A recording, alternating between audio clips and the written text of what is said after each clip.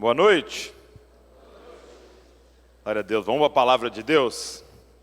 Glória a Deus. Abre a sua Bíblia comigo em 2 Samuel, capítulo de número 4. Segundo livro de Samuel, capítulo 4. Seguinte. Hoje nós vamos falar sobre rejeição. Cura da rejeição. Ok? A gente entendeu que era um tema muito importante, porque é algo que todos nós passamos. Em níveis diferentes, talvez pessoas passaram coisas mais pesadas, outras menos, mas todos nós vivemos rejeições. Seja no contexto familiar, talvez através de um divórcio, seja num contexto escolar, talvez você sofreu um bullying, seja num contexto empresarial, em todos os níveis, no seu relacionamento amoroso, de um namorado, de uma namorada, todos nós vivemos isso que a gente chama de rejeição. E eu queria pensar junto com vocês, primeiro, sobre o que isso causa nas nossas vidas, o que isso causa na nossa alma, e depois, qual é a cura de Deus para a rejeição. E eu queria usar um personagem das Escrituras, que é Mefibosete, ok? Mefibosete. Então, 2 Samuel, capítulo de número 4, verso de número 4, que diz assim, olha: Jonatas, filho de Saul, tinha um filho, aleijado dos pés. Ele tinha 5 anos de idade, quando de Jezreel chegaram as notícias da morte de Saul e de Jonatas. Então sua ama o pegou e fugiu. Aconteceu que, apressando-se ela a fugir, ele caiu e ficou manco. Seu nome era Mefibosete. Então, para você entender, o rei de Israel era o rei Saul, e ele tinha um filho chamado Jonatas. Jonatas tinha um filho chamado Mefibosete. Então, pelas regras da monarquia, o próximo rei seria Jonatas, e o próximo rei, depois de Jonatas, seria Mefibosete. Ele era de uma linhagem real, ele era um príncipe. E Saul e Jonatas foram mortos numa batalha. Saul desonrou ao Senhor, Saul abandonou a Deus, e ele foi morto numa batalha. Jonatas foi morto numa batalha. E quando a notícia chega de que Saul e Jonatas haviam sido mortos, a ama ou a babá, num contexto de hoje, pega Mefibosete com 5 anos e sai correndo para fugir, né? Com medo da retaliação. E aí, quando ela está fugindo, ela derruba Mefibosete. Mefibosete cai e ele fica aleijado dos pés. Provavelmente ele quebrou os pés, a medicina não era o que é hoje, e ele fica então aleijado dos pés. Agora eu quero ler com você 2 Samuel, capítulo de número 9. Eu vou ler a partir do versículo 3. Aqui Davi então assume o reinado. Depois de Saul, o reinado então vem para Davi. E o capítulo de número 9, verso de número 3 diz assim: Então Davi perguntou: existe mais alguém da família de Saul para que eu use de bondade de Deus para com ele? Ziba respondeu: ainda existe um filho de Jonatas, aleijado de ambos os pés. Então o rei perguntou: e onde está ele? Ziba respondeu: ele está na casa de Maquir, filho de Amiel, em Lodebar. Então o rei Davi mandou trazê-lo de Lodebar, da casa de Maquir, filho de Amiel. Quando Mefibosete, filho de Jonatas, filho de Saul, chegou diante de Davi, inclinou-se, prostrando-se com o rosto em terra. Davi disse: Mefibosete? Ele respondeu: aqui estou, às suas ordens. Então Davi lhe disse: não tenha medo, porque serei bondoso com você por causa de Jonatas, seu pai. Vou restituir a você todas as terras de Saul, seu pai, e você sentará sempre à minha mesa para comer. Então Mefibosete se inclinou e disse: quem é este seu servo, para que o meu senhor tenha olhado para um cão morto como eu? Então Davi chamou Ziba, servo de Saul, e lhe disse: tudo o que pertencia a Saul, a toda a casa dele, eu dei ao neto de seu senhor. Você, os seus filhos e seus servos cultivarão a terra para ele e recolherão os frutos, para que a casa de seu senhor tenha o que comer. Porém Mefibosete neto de seu senhor, sentará sempre à minha mesa para comer. Ziba tinha 15 filhos e 20 servas. Ziba disse ao rei: farei tudo o que o rei, meu senhor, ordena a seu servo. E assim, Mefibosete passou a fazer as refeições à mesa de Davi como um dos filhos do rei. Seguinte, eu vou pregar usando a figura de Mefibosete sobre rejeição. Mas deixa eu te pedir uma coisa. Quando a palavra estiver fazendo sentido para você, se algo que eu estou falando faz sentido, se você está entendendo o que eu estou falando, eu preciso que você reaja. Amém? Faz alguma coisa aí. Mexe o braço, fala alguma coisa. Você pode falar, pode fazer barulho, não tem problema nenhum, tá bom? Mas eu preciso saber se você está entendendo. Se eu achar que você não está entendendo, eu vou repetir um monte de vezes. Então, se você estiver entendendo, você faz alguma coisa, tá bom? O que você vai fazer aí? Aí, tá bom, isso aí tá bom. Vamos lá. Eu queria primeiro falar sobre algumas características de uma pessoa rejeitada.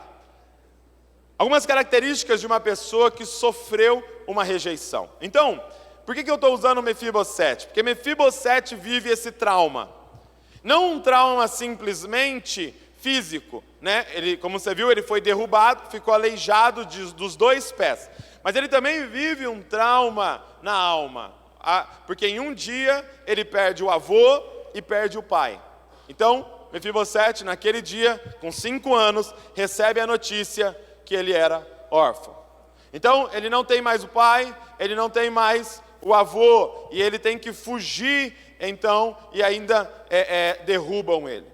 Derrubam ele, ele tem 5 anos de idade.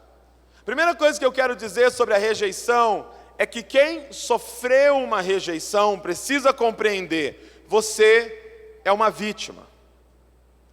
Você foi vítima. Vítima de um sistema caído. Vítima de uma sociedade do coração endurecido. Vítima de pessoas que, maioria das vezes, também sofreram rejeições e não souberam lidar com elas e repetiram com o próximo. Quantas pessoas sofreram rejeições severas em suas casas? Talvez um pai que abandonou, uma mãe que foi embora, palavras duríssimas que você ouviu, que colocavam você para baixo. Você precisa compreender que você foi vítima. E vítima porque estamos em um mundo onde teremos aflições, porque é um mundo regido pelo pecado.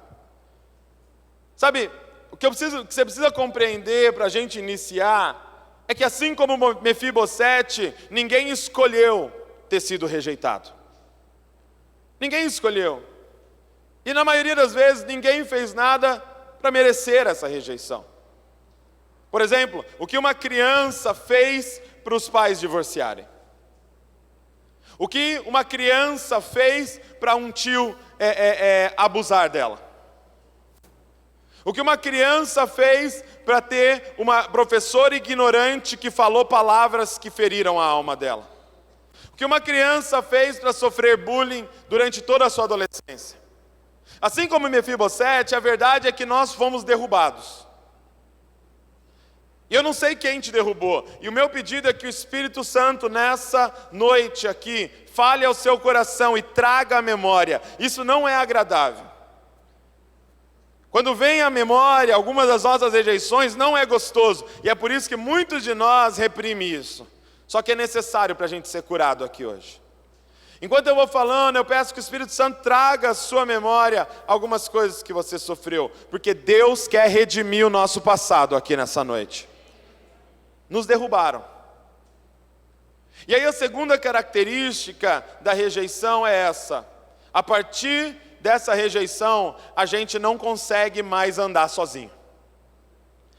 Mefibosete agora é aleijado dos 2 pés, ou seja, alguém tinha que carregar ele para os lugares. Talvez algumas vezes na vida Mefibosete queria ir para a direita, mas levaram ele para a esquerda. Às vezes Mefibosete queria ir até ali, mas não tinha ninguém para levá-lo, então ele tinha que ficar parado onde ele estava. Provavelmente, quando Davi mandou buscar Mefibosete, alguém trouxe carregando ele. Por quê? Porque por causa do trauma que ele passou, agora ele não consegue mais caminhar sozinho. O que eu quero que você grave aí, se você estiver anotando, você faz muito bem, é que a rejeição nos torna escravos da opinião dos outros. Quem está entendendo? A partir do momento que nós somos rejeitados, a partir do momento que nós sofremos esse trauma, agora aquilo dói tanto na nossa alma, que nós nos tornamos escravos da opinião dos outros. E nós queremos ir para alguns lugares, mas não podemos. Por quê? Porque só vamos aonde os outros permitem que a gente vá. Às vezes você queria ir para a direita, mas a opinião dos outros te carregou para a esquerda. Quantas pessoas nem queria estar com essa roupa, nem gosta dessa roupa, mas você veio para agradar os outros. Quantas pessoas estão endividadas? Por quê? Porque compra coisas que você nem queria comprar, ou que você nem gosta, mas você quer agradar alguém. Então você tem que fazer essas parcelas que você faz, para que a opinião dos outros. Assim como Mefibosete, a rejeição nos faz parar de conseguir andar com as nossas próprias pernas. Sabe, Provérbios, abre comigo Provérbios, capítulo de número 29. Quero te mostrar um provérbio que interessante. Provérbio 29, verso de número 25. Olha só, Provérbios, capítulo 29, verso 25. Olha o que o sábio escritor do Provérbios diz: quem tem medo dos outros cai numa armadilha, mas o que confia no Senhor está seguro. Olha só, quem tem medo dos outros, esse medo aqui é esse temor das pessoas. O que vão pensar? O que vão achar? O que vão falar? O que vão fazer? O que vão falar de mim? Esse é o medo dos outros. Quem tem esse medo dos outros cai numa armadilha. E é interessante que a palavra armadilha no original é um laço. Quem tem medo dos outros cai num laço. Então deixa eu trazer para a contemporaneidade agora. Ixi, falei igual o Gil aqui agora. Deixa eu trazer para o dia de hoje aqui. Nessa geografia aqui. Seguinte.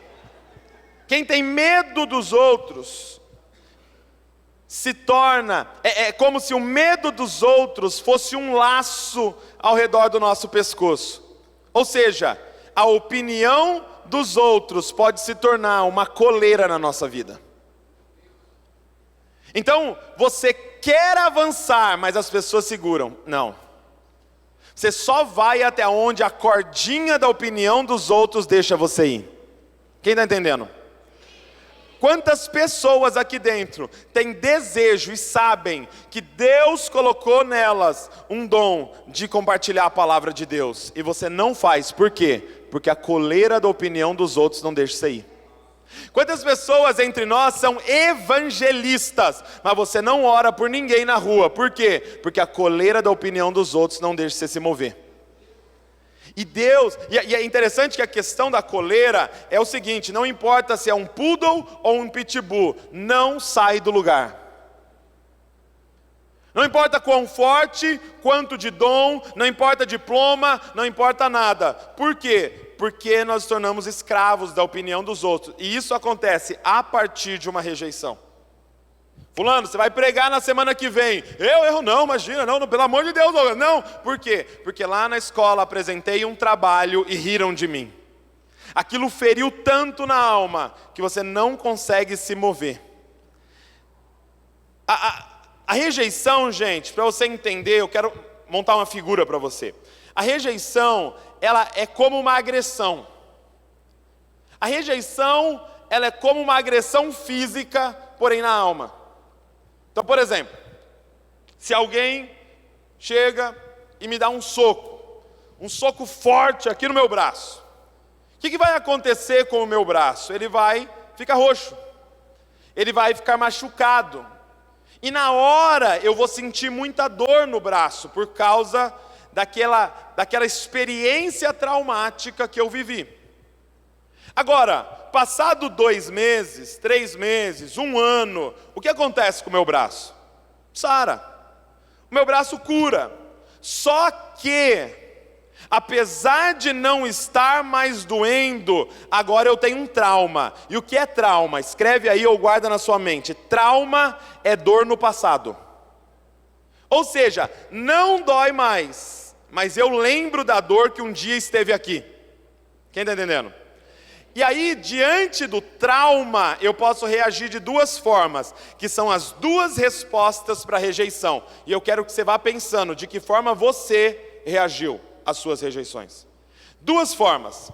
Primeiro, quando eu tenho um trauma, agora, a partir de agora, quando eu vejo alguém que é um potencial agressor, não que ele me agrediu, não que ele disse que vai me agredir, mas como ele é parecido com aquele que me agrediu, como a situação é parecida com aquela que eu vivi, o que eu faço? Eu me escondo. Então agora eu vivo assim, ó. Opa, sai. Se bateram nesse aqui, agora eu vivo assim, para esse lado aqui, escondendo a minha dor no passado.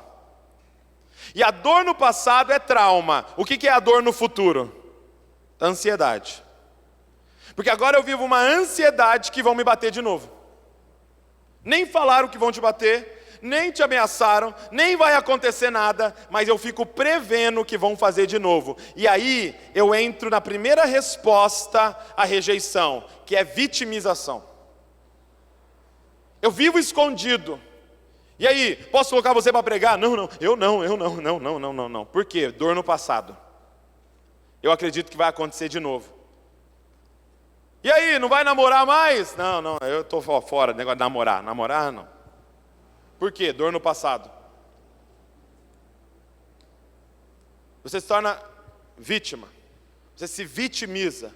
Você se esconde por causa desse trauma. Agora, tem uma segunda resposta ao trauma. A segunda resposta ao trauma é quase que contrária. Você levou um soco, doeu, já sarou, mas aí você pensa assim, agora eu vou aprender a lutar. Porque nunca mais eu vou levar um soco, porque eu vou dar antes soco nos outros. Ninguém mais soca o meu braço, por quê? Porque agora eu sou da célula 3J, Jiu-Jitsu de Jesus, e eu vou apagar o cara antes e ele vem me dar um soco no meu braço. Agora eu sou capoeirista, meu irmão.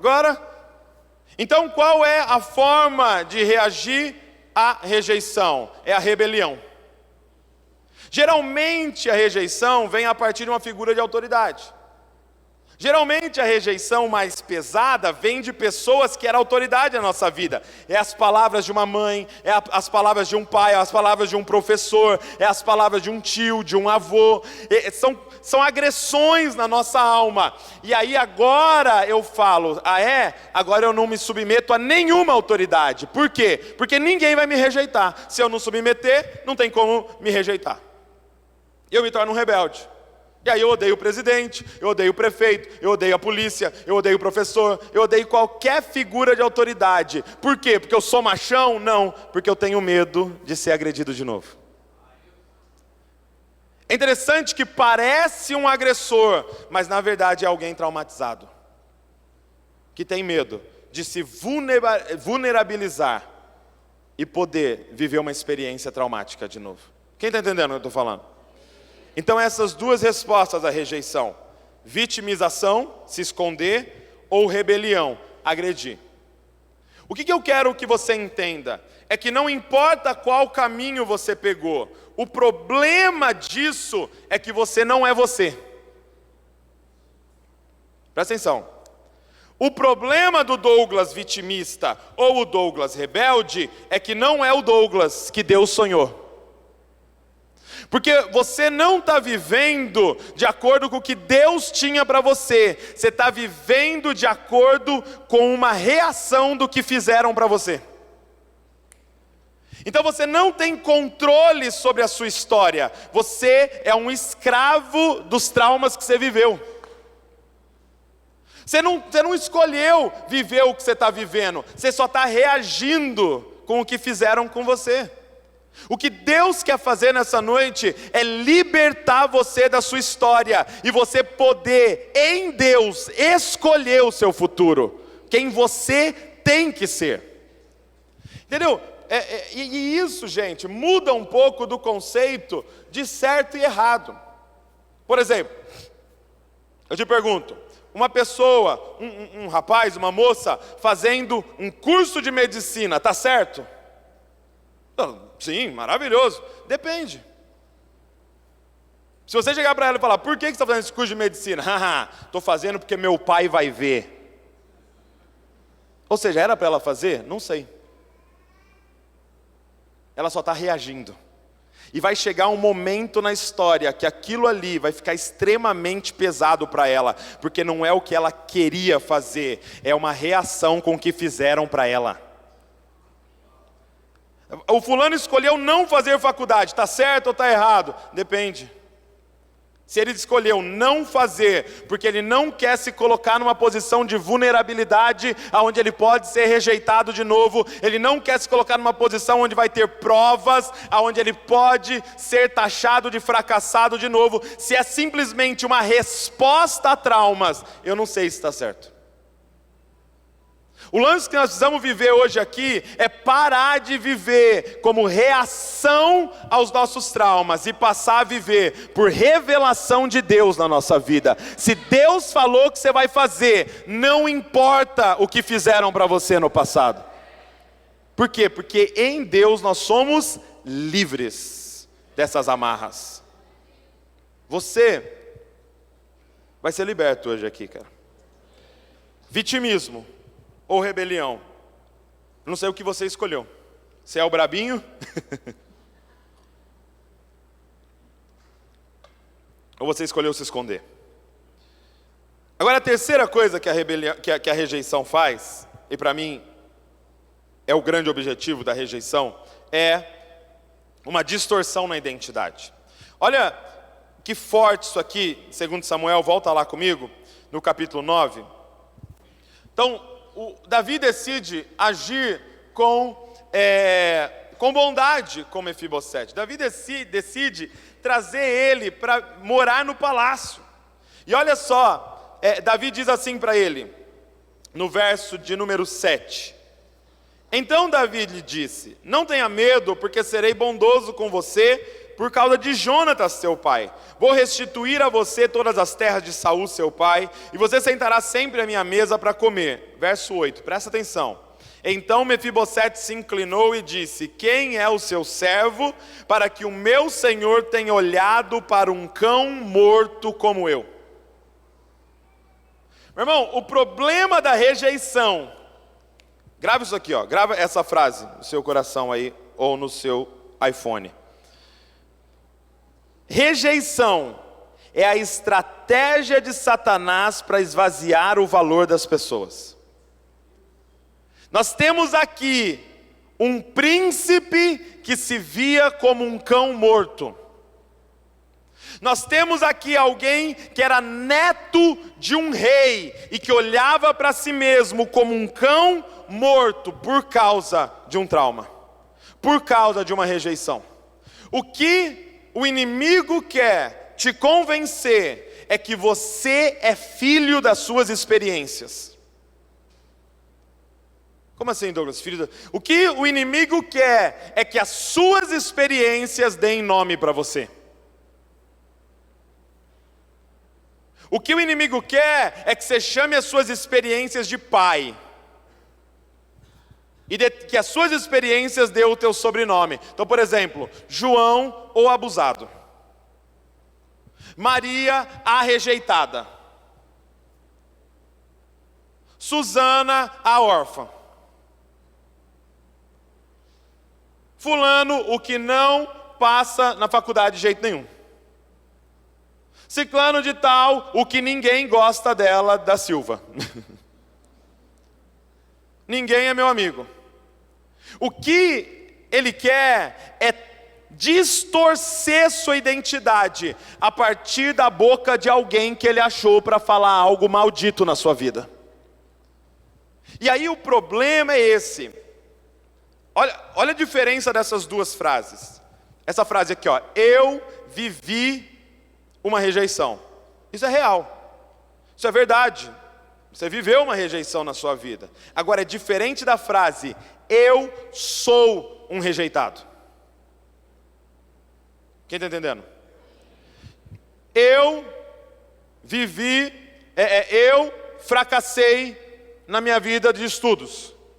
Ok? Isso é real. Você foi mal lá, você não passou, você fracassou na sua vida de estudos. Isso é real. Agora, diferente da frase, eu sou um fracasso. Cara, quem está entendendo o que eu estou falando? Ele quer te convencer que você é as suas experiências. Mas você não é as suas experiências. Você viveu as suas experiências. O que você é, a sua identidade, não é o que fizeram para você. Porque você nem escolheu o que fizeram para você. Você não é essas coisas. Quem é você? Você é filho do Deus Altíssimo. É isso que você é. Você é filho de um rei. Você é um príncipe do Senhor, cara. Por que você se enxerga como um cão morto? E entenda que cão nesse contexto, porque se você pensar em cão hoje, a gente gosta de cachorrinho. A gente acha bonitinho os cachorrinhos. A gente tem em casa cachorrinho, passa a mão e põe roupa em cachorrinho. Agora, nesse contexto, cão era um animal maldito. Cão era o bicho que lambia a ferida dos leprosos. Então, ser considerado aqui, isso se chamar de cão, era mais ou menos para hoje, se nós chamássemos alguém de porco. Ele estava dizendo assim, como que o Senhor vai agir com bondade comigo, eu que sou um porco morto, um porco sujo. Gente, olha a distorção de identidade, cara. O que você precisa compreender, eu lembro que quando eu estava na faculdade, eu tive uma matéria chamada Psicologia do Excepcional, que era para trabalhar pessoas com alguma deficiência, com cegos, com síndrome de Down, com alguém com deficiência. E aí, eu lembro que a primeira aula que eu tive, o professor gastou uma aula inteira para explicar como que nós deveríamos chamar essas pessoas. E ele gastou uma aula para falar, gente, nós não chamamos essas pessoas de deficientes. Fulano é um deficiente. Não! Por quê? Porque não é porque ela não tem uma das faculdades que ela é um deficiente. O termo correto é uma pessoa com uma deficiência. Porque ela ser cega não define quem ela é, porque ela fala, ouve, anda, é inteligente e produz.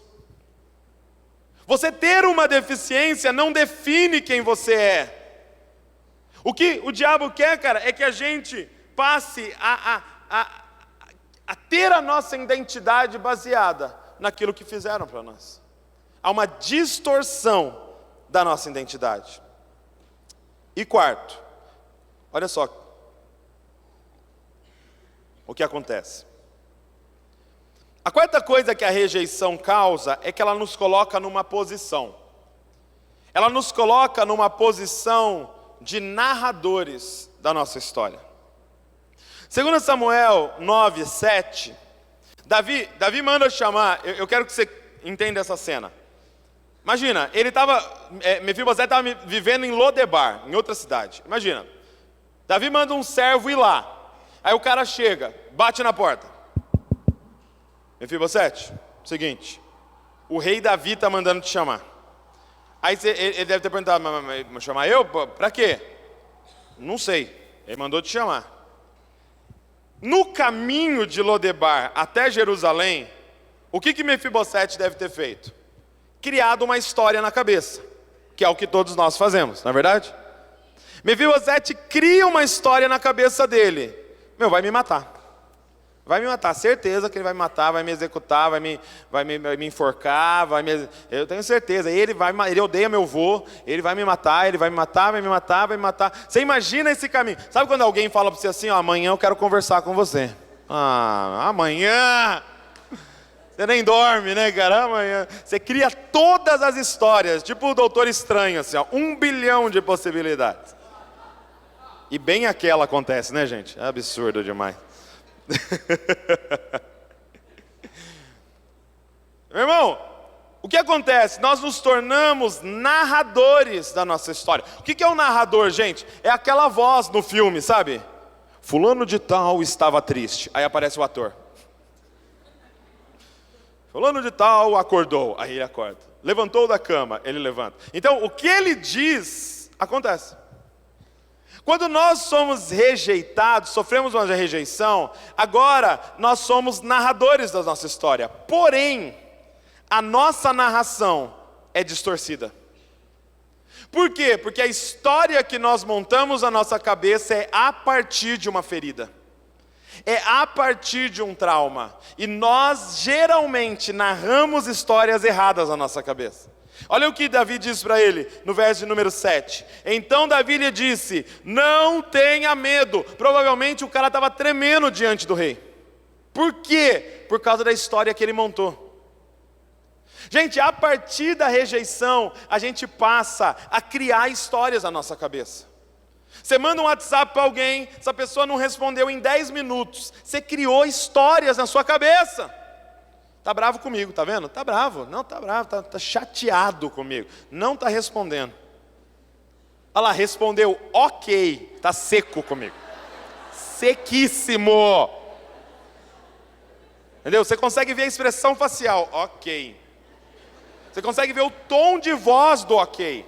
Você cria uma história do ok. Por quê? Porque agora nós temos uma narração distorcida a partir de um machucado da nossa alma. Quem está entendendo? Só que aí nós temos um problema mais grave que isso. O problema, gente, é o que a gente narra acontece. Presta atenção.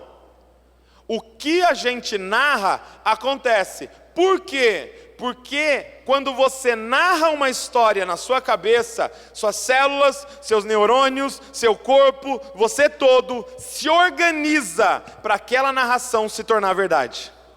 Então presta atenção, você entrou aqui, sentou lá no fundo, por algum motivo, ninguém te cumprimentou, você foi falar com alguém, a pessoa deu as costas e aconteceu tudo isso. Qual é a narração que você começa na sua cabeça?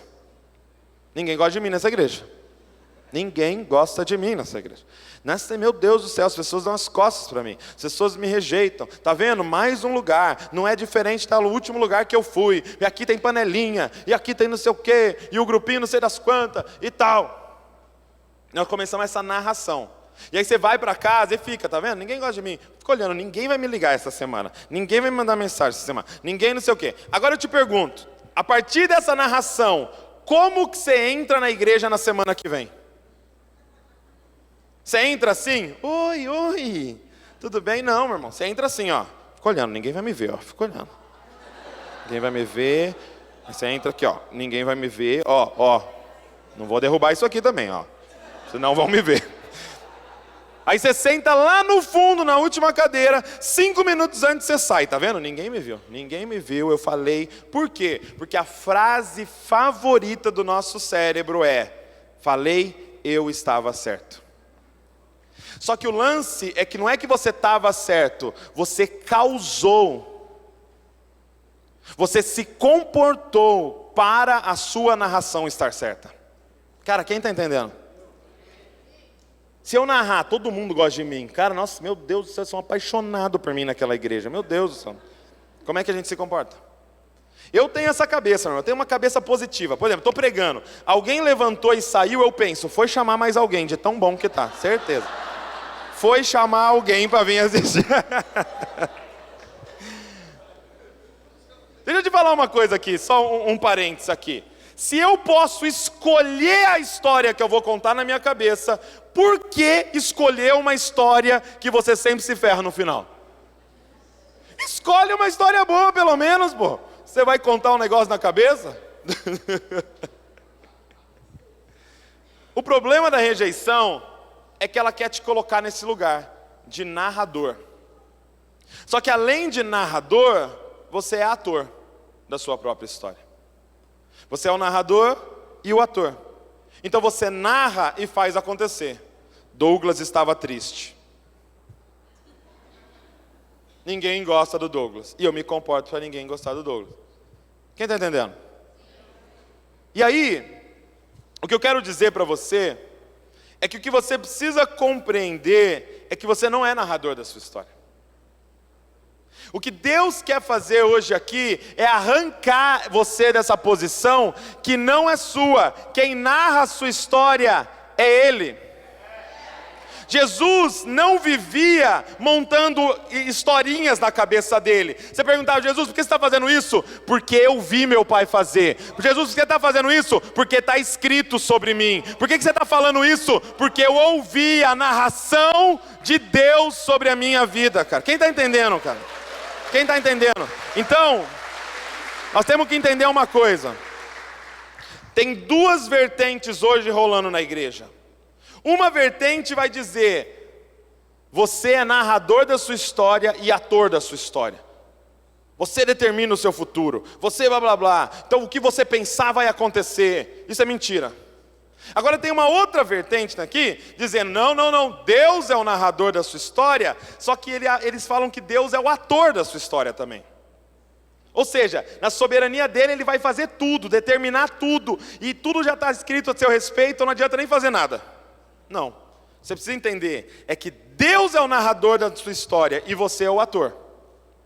Ele fala, mas você tem que fazer. Ele diz, mas você tem que agir a partir daquilo que Ele disse sobre você, e não o que fizeram para você.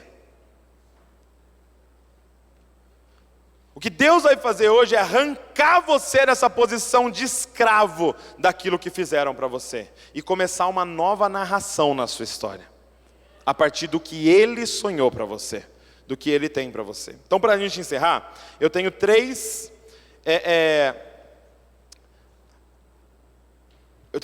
pontos sobre a cura para a rejeição. Primeira coisa, o antídoto. Isso, Jefferson, toca aí para eu parecer espiritual nesse final agora. Primeiro, qual é o antídoto para a rejeição? O que é rejeição? Rejeição é excluir você, é afastar você. Rejeição é quando alguém diz: você não pertence. Agora eu te pergunto, qual é o antídoto para a rejeição? Aceitação. Qual é o antídoto para a cura da rejeição na sua vida? Porque sabe o porquê rejeição dói tanto? Rejeição, gente, só dói quando vem de alguém importante na sua vida. Por exemplo, eu e a Val fomos numa loja comprar uns negócios, a vendedora nos rejeitou. Ela estava lá comprando, ela falou: desculpa, senhor, eu tenho que fechar, vocês vão ter que ir embora. Eu falei: nossa, mas eu queria comprar. Não interessa, tem que fechar. Fui rejeitado, gente. Doeu? Não. Por quê? Porque eu não conheço ela. Só dói quando é alguém importante na sua história. Agora, como curar a rejeição de alguém tão importante na sua história? É se alguém mais importante ainda te aceitar. Presta atenção. Cara, você precisa entender nessa noite quem aceitou você. O que eu vim dizer para você nessa noite é que o Criador do universo, o Rei do universo, escolheu você, aceitou você. Entenda que Ele não simplesmente aceitou, tipo: já que você está aqui, fica aqui, vai. Não. Ele escolheu você. Porque nessa noite, na moral, você só está aqui porque Ele escolheu você. Porque se Ele não tivesse escolhido você, nem vontade de vir aqui você ia ter. Você não ia nem querer estar nesse contexto onde pessoas estão falando de Deus. Você ia estar lá fora, vivendo a sua vida. Mas algo te atraiu para esse lugar. Sabe o que é? É porque Ele já tinha escolhido você antes da fundação do mundo. Antes de Ele criar todas as coisas, Ele sabia que em 2019 você estaria vivo. E Ele já tinha escolhido você. O que eu quero dizer para você é que eu não sei quem te rejeitou, mas eu sei quem te aceitou. Cara, e na moral, como é que anda alguém que foi aceito pelo Criador do universo? Como é que alguém que foi aceito pelo Criador do universo lida com a rejeição das criaturas? Não me escolheram no futebol. Mas Deus me escolheu.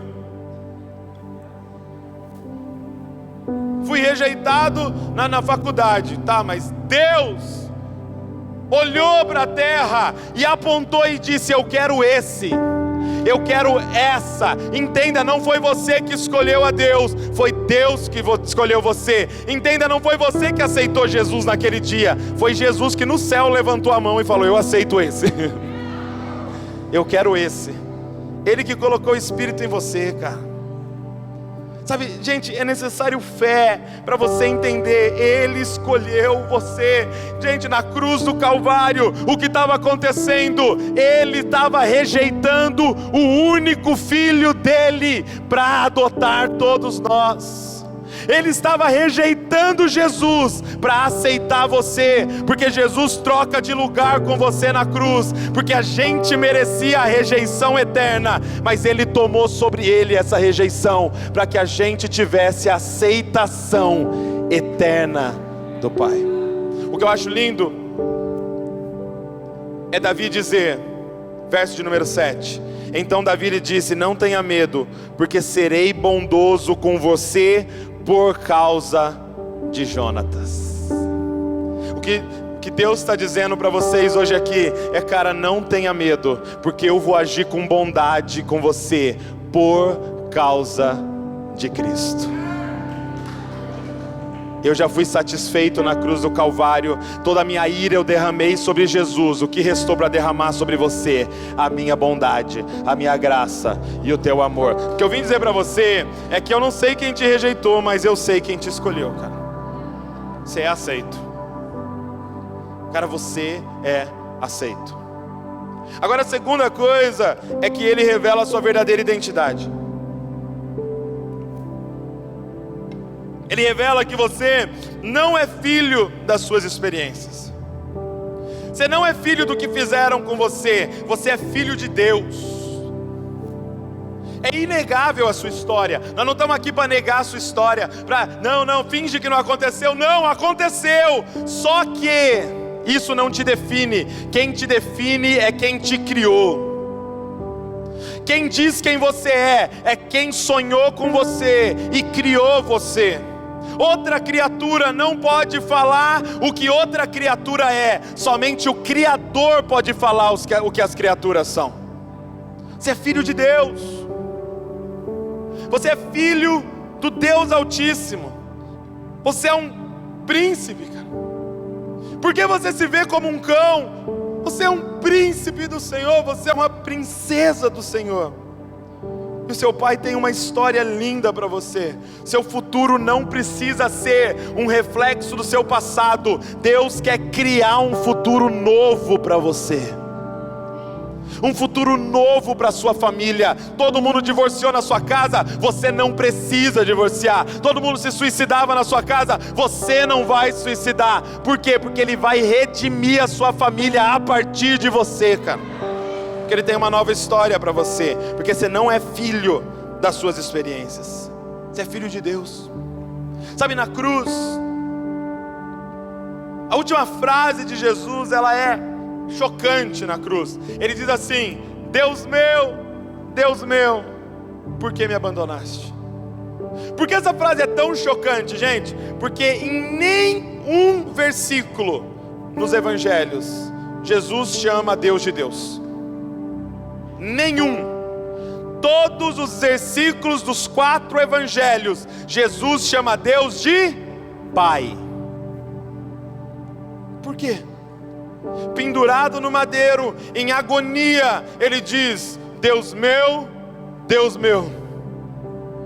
porque naquele momento Deus não era mais o Pai dele. Qual era a agonia de Jesus? É que Ele estava experimentando o que é ser órfão. E Ele estava experimentando o que é ser órfão porque o Pai estava adotando o resto da humanidade, cara. O Pai estava adotando você. Ele teve que gritar: Deus meu, para a gente poder gritar hoje: Pai nosso, cara. Ele é o nosso Pai. Por quê? Porque Jesus trocou de lugar com a gente. Eu levo toda a ira de Deus sobre mim, você leva toda a graça e bondade do Pai sobre você. Você é filho de Deus, cara. Você tem Pai. E por último, o que essa história me mostra é que hoje Deus te convida, te faz um convite. E o convite de Deus hoje aqui é: vem sentar na minha mesa. Vem sentar na minha mesa. Sabe, o que é maravilhoso é o rei fala: manda buscar Mefibosete, eu vou honrar ele por causa de Jonatas, o Cristo na vida dele. Vem, traz ele aqui. Mefibosete, eu vou agir com bondade com você, e você todos os dias vai sentar à minha mesa. Por quê? O que eu tenho a dizer para vocês hoje aqui é que o convite de Deus nessa noite é para você sentar na mesa da graça de Deus. Porque tem um segredo na mesa, gente. Quando você senta na mesa, os seus pés são escondidos.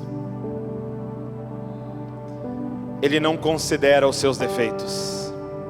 Ele não considera as suas quedas, porque nós estamos diante de um Deus que não está procurando olhar para os seus pés, está procurando olhar para o seu olho. A sociedade só quer olhar para o seu pé aleijado. A sociedade fica cavucando para ver o que você tem de defeito, mas o seu pai não é assim. Ele tem uma mesa que encobre os seus defeitos, e tudo que ele vê é o olho do filho amado dele. Cara, olha isso. Ele diz assim no verso de número 3: então Davi perguntou: existe mais alguém da família de Saul para que eu use da bondade de Deus com ele? Tem graça hoje aqui, gente. Douglas, você não sabe o que eu fiz. Essa mesa encobre o que você fez. Cara, você não sabe a minha história, no que eu já me envolvi, mas eu sei da mesa que encobre aquilo que você fez, porque Ele não está interessado no que você fez, Ele está interessado no que Jesus fez na cruz do Calvário por você, cara. A justiça está satisfeita, e Ele quer você na mesa com Ele, em comunhão com Ele, todos os dias com Ele. Eu acho lindo como Davi termina. Ele diz assim: Mefibosete, ele diz assim: Ziba disse ao rei: farei tudo o que o rei meu senhor ordena a este servo. E assim Mefibosete passou a fazer as refeições à mesa de Davi, como um dos filhos do rei. Como um dos filhos do rei. Sabe, hoje é uma noite de adoção aqui. Mas Deus vai adotar um cão morto como eu? Ele tem uma mesa preparada para você, que encobre todos os seus defeitos, e Ele te trata como um dos filhos do rei. Tem aceitação hoje aqui. Cara, eu sinto uma atmosfera de cura nesse lugar.